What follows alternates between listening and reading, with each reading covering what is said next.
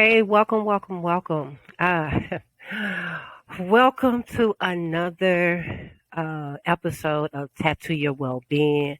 I am the host, Atara Lady Tattoo Estes, and this podcast is all about holistic wellness.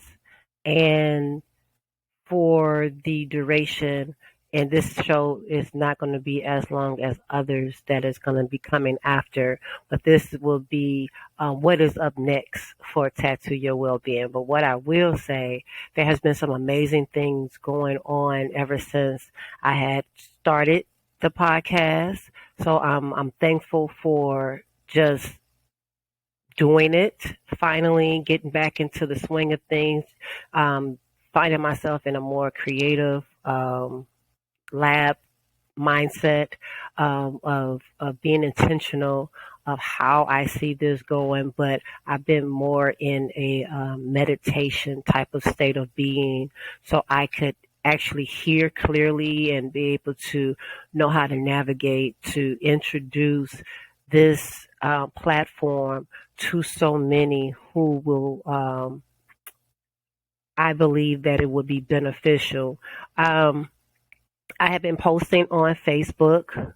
I want to say if you have a Facebook page, please like my author, Atara Estes, Facebook page. I'm just suggesting if you are on these platforms, whatever suits your boat, I'm just letting you know I am on there, and I would like to connect with you and follow you all as you follow me to help build up my community, and I would like to consider them the tattoo tribe um, of self love, holistic wellness and your well being for me is about how you love and attentive to yourself so you can be of a great service to others.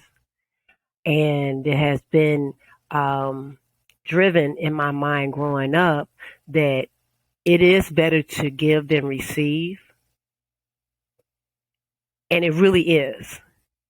But on our podcast here, this platform is teaching you that self care is very necessary, and surrounding yourself around others who who can hold you accountable to your self care. Because sometimes being as busy, a busybody like myself, I'm a mother of two, and I have leadership roles throughout the St. Louis region and the statewide.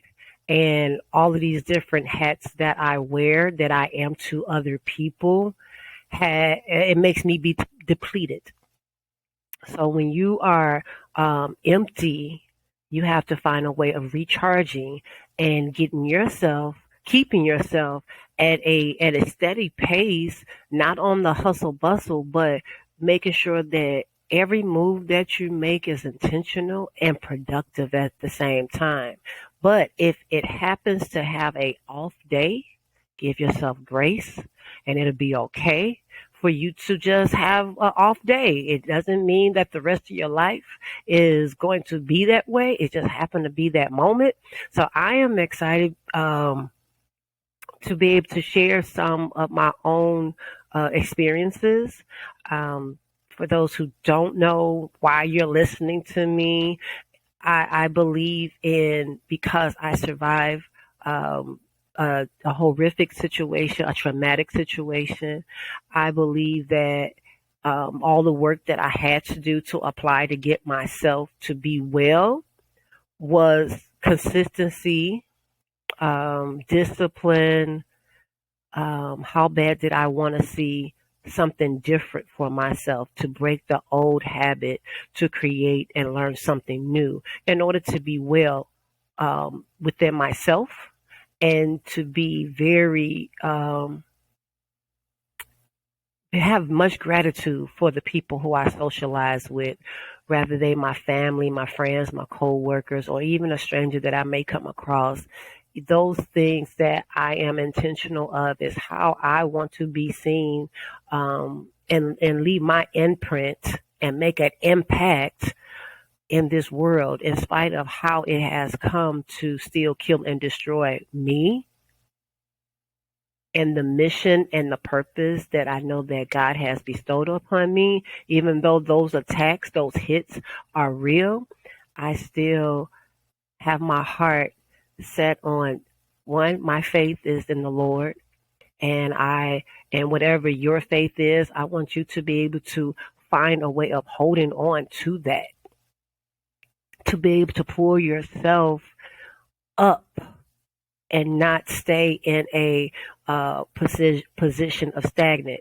But I don't want to get on that on different things of that nature. I had spoke and made a reel on Instagram and TikTok, and I published it on my Facebook. And I must say that the topic was on 5 steps to mental well-being. 5 steps to mental well-being.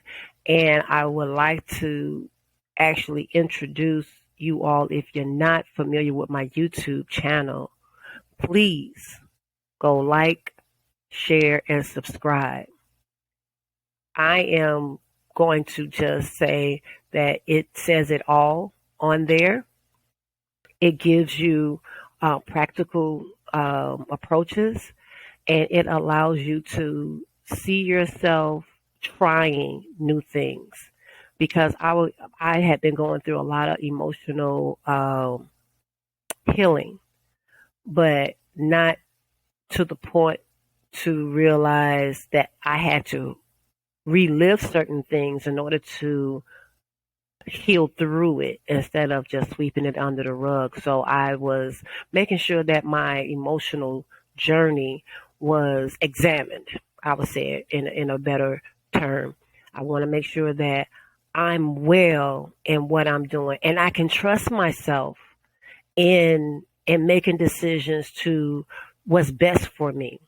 When you go through a trauma of and because someone that, let me share just in case you're just tuning in, being blindfolded, shot, and left for dead. Um, my oldest daughter father committed this attempt to take my life, and he wasn't successful. But the damage that I ended up carrying has walked with me to where I am today, that I had to go and weather through that pain. And I stayed there for a long period of time to where I had to finally make up my mind and say, this is not it. This can't be the only way to live, because I was just existing. And I've had previous childhood trauma in my household, and I have written a book of damaged goods. And by me sharing a little bit of my milestone, my past, to my very present, I had to make sure that I don't continue to relive it in a way that it continued to re-traumatize myself. And I wanted to be not I didn't want to be no one's a scapegoat or whatever, a poster child or whatever they want to call it. I want to be someone's not example. I don't want to be the example of, but I would love to be a guide. And I guess that's the same thing, so to speak, but it's not in the way that I'm trying to describe the guide. We all are here in this world to live. We don't know from one day to the next what's going to happen, but we're hoping that whatever we're doing, and this is just me, that it is good. I wake up to intentionally do good for others, do good in my community, and I had to learn how to also be good to myself. And I wasn't always good to myself, and that began in my childhood, but I didn't know that. There's a lot of things you don't know that your struggles growing up kind of contribute to some of the patterns that you are repeating in your adult life until you finally look at it and say, aha, so that's why I have behaved or I have accepted and allowed certain things that I thought was love, was manipulation, was abuse, was neglect, was abandonment. I mean, all these different things that was happening. I really thought that I was this um, straight talk and just say it, and be intentional that I meant well by what I'm saying because I didn't want to hurt people. I always wanted to see people be able to stand on their own and maintain what they have gained for their own. And I used to be an enabler. I think I've learned that. I've learned that in my household where my mom was a single mother and she's trying to raise her children and she has siblings and some siblings were I don't know, I guess codependent. And, you can see the codependency in how siblings care for one another. And I'm not saying that you're not supposed to care for one another, but sometimes we can get in the way of other people's growth because we are taking away their struggle that they have to learn to endure in order to stand and be solid in their own foundation. I found that, and maybe it's just me, I'm only going to speak from my experience. I'm not using statistics at this time, and that would be something down the line. But I will say, when it comes to helping your siblings and or your children, and I have young adults now, so I'm gonna use my daughters for example. There comes a time where you will actually find yourself helping, and it can be too much help to the point where they don't even appreciate what you have provided and given to help them not to struggle from ground zero like you had to do. And I would say, for example, get in a car. Get in a car or driving my car was a necessity that I felt like, okay, I have it. Let me let my girls drive it. Okay. Now we still talking about 5 steps to mental well-being. Okay. So let's be clear. It's not over. It's not over.